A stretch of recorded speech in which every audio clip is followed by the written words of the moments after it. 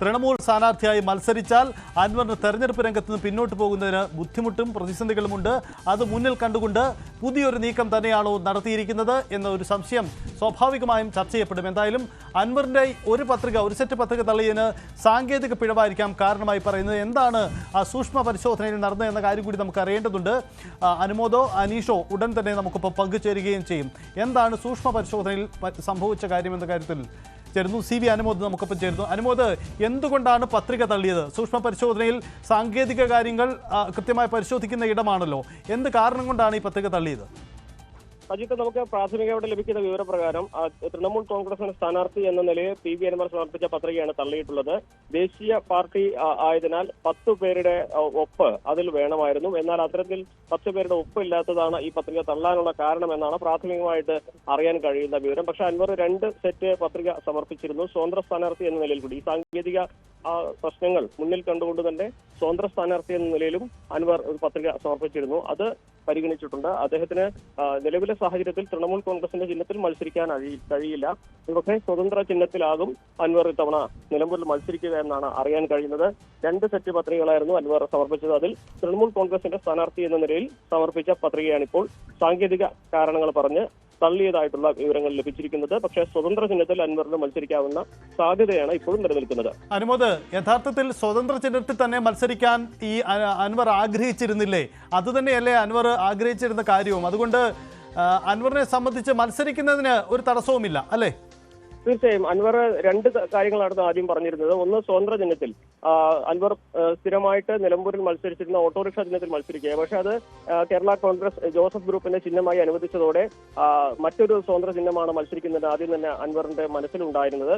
പക്ഷേ തൃണമൂൽ കോൺഗ്രസിന്റെ സ്ഥാനാർത്ഥിയായിട്ട് നോമിനേഷൻ കൊടുക്കുമ്പോൾ പുല്ലും പൂവും ചിഹ്നത്തിൽ മത്സരിക്കേണ്ടത് ദേശീയ നേതൃത്വത്തിന്റെ ഒരു നിർദ്ദേശമായിരുന്നു. പക്ഷേ കേരളത്തിലെ സാഹചര്യത്തിൽ ഈ ചിഹ്നം വലിയ പരിചിതമല്ലാത്തതും അത് ത്രിവർണ്ണ നിറം ഉള്ളതുകൊണ്ട് കോൺഗ്രസിന്റെ ചിഹ്നവുമായിട്ട് ആളുകൾക്ക് സാദൃശ്യം വരുമോ എന്നൊരു ആശങ്കയും അൻവറിന്റെ ക്യാമ്പ് പങ്കുവച്ചിരുന്നു. ആ ഒരു അർത്ഥത്തിൽ പറഞ്ഞാൽ അൻവറിന് തൃണമൂൽ കോൺഗ്രസ് ചിഹ്നത്തിൽ മത്സരിക്കുന്നത് ഒരു തരത്തിലും വലിയ താല്പര്യം ഉണ്ടായിരുന്ന കാര്യമല്ല. നിലവിലെ സാഹചര്യത്തിൽ അൻവറിന് സ്വതന്ത്ര ചിഹ്നം തന്നെ അനുവദിക്കും. ഇത് മുന്നിൽ കണ്ടുകൊണ്ട് തന്നെയാണ് അൻവർ 2 സെറ്റ് പത്രിക സമർപ്പിച്ചതും. അത് നേരത്തെ അൻവർ ഉദ്ദേശിച്ച അതേ രീതിയിൽ തന്നെയാണ് ആ തരത്തിൽ ഈ കാര്യങ്ങൾ നടന്നിട്ടുള്ളത്. തൃണമൂലിന്റെ പേരിൽ സമർപ്പിച്ച പത്രിക തള്ളിയാലും സ്വതന്ത്ര സ്ഥാനാർത്ഥി എന്ന നിലയിൽ അൻവറിന് നിലമ്പൂരിൽ മത്സരിക്കാവുന്ന സാധ്യത തന്നെയാണ് നിലനിൽക്കുന്നത്. എന്തായാലും സൂക്ഷ്മ പരിശോധന പുരോഗമിച്ചുകൊണ്ടിരിക്കുകയാണ്. അന്തിമ പരിശോധന അല്ലെങ്കിൽ അന്തിമ വിവരങ്ങൾ ലഭ്യമാവുന്നതേ ഉള്ളൂ. അനുമോദം, ഒരു കാര്യം കൂടി, വിവരങ്ങൾ ലഭ്യമാവുന്നുള്ളൂ എങ്കിൽ കൂടിയും അതിൻ്റെ ഒരു രാഷ്ട്രീയ വിശകലനത്തിൽ വരുമ്പോൾ പലരും പങ്കുവെച്ച ഒരു കാര്യം, അൻവറിന് ഇനിയും പിന്മാറാൻ സാധ്യതയുണ്ട്. 2 ദിവസം കൂടി അവശേഷിക്കുന്നു പത്രിക പിൻവലിക്കാൻ. ആ സാധ്യത അൻവർ ഒരുപക്ഷെ ഉപയോഗപ്പെടുത്തിയേക്കാം. ചില ചർച്ചകൾ ഇപ്പോഴും നടക്കുന്നു എന്നതാണ്. ഇന്ന് DCC പ്രസിഡന്റ് VS ജോയിയുടെ വാക്കുകളൊക്കെ നൽകുന്ന സൂചനകളും അങ്ങനെ തന്നെയാണ്. അങ്ങനെയെങ്കിൽ തൃണമൂൽ ചിഹ്നത്തിൽ നിന്ന് പിൻവലിയാൻ കഴിയില്ല എന്നതുകൊണ്ട് തന്നെ ബോധപൂർവം അദ്ദേഹം സ്വതന്ത്ര ചിഹ്നം ആഗ്രഹിച്ചിരുന്നു. ആ രാഷ്ട്രീയ സാധ്യതയും ചർച്ചയ്ക്കും എത്ര കണ്ട് പ്രസക്തിയുണ്ട് ഈ തീരുമാനവുമായി ബന്ധപ്പെട്ട് നോക്കുമ്പോൾ? വളരെ പ്രധാനപ്പെട്ട കാര്യം തന്നെയാണ് സജിത്ത്. അത് കാരണം നിലവിൽ തന്നെ ഇന്ന് VS ജോയ് നൽകിയ ആ വാക്കുകൾ, വിൽജോയുടെ വാക്കുകൾ വളരെ പ്രധാനപ്പെട്ടതാണ്. അൻവറുമായി ശ്രമങ്ങൾ നടക്കുന്നു, ചർച്ചകൾ നടക്കുന്നു എന്നുള്ളത്. അപ്പോൾ തന്നെ വാതിൽ അടഞ്ഞു എന്ന് സംസ്ഥാന നേതൃത്വം പറയുമ്പോഴും ജില്ലാ അധ്യക്ഷനാണ്, DCC പ്രസിഡന്റാണ് അൻവറുമായി ഇനിയും ചർച്ച നടത്തുന്നതെന്ന് പറഞ്ഞത് ഏറ്റവും പ്രധാനപ്പെട്ട ഒരു കാര്യം തന്നെയാണ്. മാത്രമല്ല VS ജോയ് അൻവറുമായി ഏറെ അടുപ്പം സൂക്ഷിക്കുന്ന ആളാണ്. VS ജോയ്ക്ക് വേണ്ടിയാണ് അൻവർ ഈ ഒരു പോരാട്ടം തന്നെ തുടങ്ങിയതെന്ന് നമുക്ക് പറയാം. ആ ഒരു ഘട്ടത്തിൽ ഇപ്പോൾ ഈ ഒരു സ്വതന്ത്ര ചിഹ്നത്തിൽ മത്സരിക്കുന്നത് ദേശീയ നേതൃത്വത്തിന്റെ താല്പര്യത്തിന് വിഘാതമാകുമെന്നും അല്ലെങ്കിൽ ദേശീയ നേതൃത്വത്തിന് അനുവാദം ഉണ്ടാകില്ല എന്നും ഒരു സാങ്കേതിക കാരണം അൻവറിന് പറയാനും കഴിയും.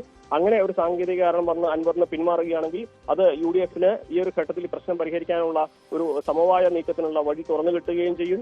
അത്തരത്തിൽ അൻവർ മുന്നോട്ട് വെച്ച ആവശ്യങ്ങൾ അൻവറിന് നേടിയെടുക്കുവാനും UDFന് ഈ തെരഞ്ഞെടുപ്പിൽ ഉണ്ടായേക്കാവുന്ന വലിയ ഒരു തലവേദന ഒഴിവാകാനും ഉള്ള സാധ്യതയുണ്ട്. അതുകൊണ്ട് തന്നെ ഈ ഒരു തൃണമൂൽ കോൺഗ്രസിന്റെ സ്ഥാനാർത്ഥി എന്ന നിലയിൽ അൻവർ സമർപ്പിച്ച നാമനിർദ്ദേശ പത്രിക തള്ളിയത് ഒരു തരത്തിൽ ഇവിടെ അൻവറിന് ഉപകാരപ്പെടുന്ന സാഹചര്യം കൂടി അൻവർ തള്ളിയതല്ല, തള്ളിച്ചത് എന്ന് തന്നെ നമുക്ക് പറയേണ്ടി വരും. അത്തരം വിലയിരുത്തലിലേക്ക് തന്നെ പോകണം. എന്തുകൊണ്ടാണ് അൻവർ ഇന്നലെ മാധ്യമങ്ങളുടെ മുന്നിൽ തന്റെ ഒരു സെറ്റ് പത്രിക തള്ളിയേക്കാം എന്ന കാര്യം മുൻപ് തന്നെ നിശ്ചയിച്ചത്?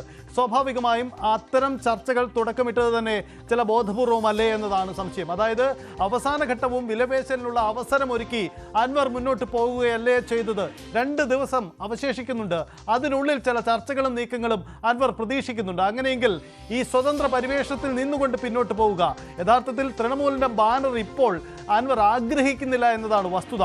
രണ്ട് കാര്യങ്ങളാണ്. ഒന്ന്, UDF പ്രവേശനത്തിന് തന്നെ അത് തടസ്സമാകുന്നു. മാത്രമല്ല, തൃണമൂൽ കോൺഗ്രസ് അംഗമായി കേരളത്തിൽ പ്രവർത്തിച്ചാൽ എന്ത് രാഷ്ട്രീയ സാധ്യത എന്നതും അൻവറിനെ കുഴയ്ക്കുന്ന ഒരു വിഷയമാണ്.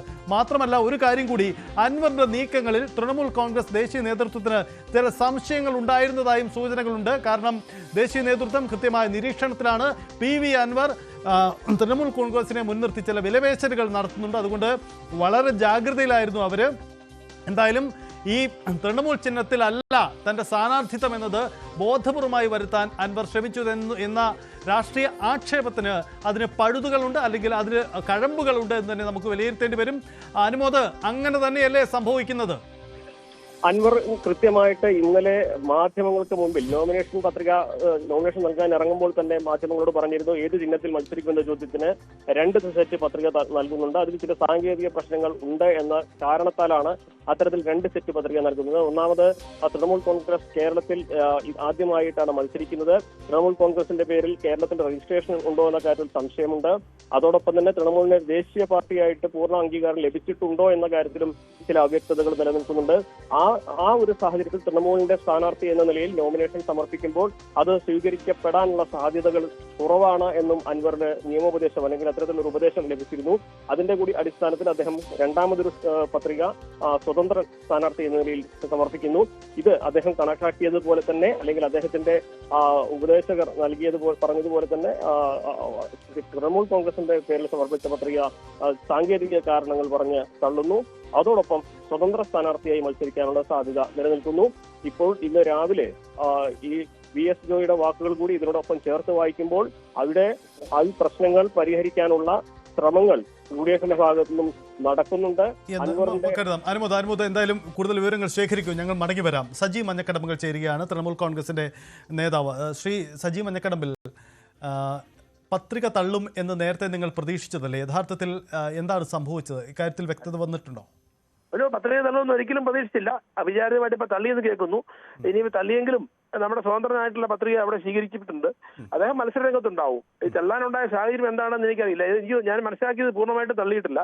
അതുമായി ബന്ധപ്പെട്ടുള്ള വാഗ്വാദങ്ങൾ അല്ലെങ്കിൽ ചർച്ചകൾ നടന്നുകൊണ്ടിരിക്കുന്നുള്ളൂ. തള്ളി എന്നുള്ള വിവരം എനിക്ക് ലഭിച്ചിട്ടില്ല. അതിന്റെ ദേശീയ നേതൃത്വം കത്ത് കൊടുത്തിട്ടുണ്ട്. എന്താണ് അവിടെ സംഭവിച്ചിരിക്കുന്നത്, എന്താ ഇലക്ഷൻ കമ്മീഷന്റെ ഭാഗത്ത് എന്താണ് പറയുന്നതെന്ന് എനിക്കറിയില്ല. ഞാൻ അവിടെ നിലവിൽ സ്ഥലത്തില്ല. എനിക്ക് കിട്ടിയ വിവരം ഇങ്ങനെയാണ്.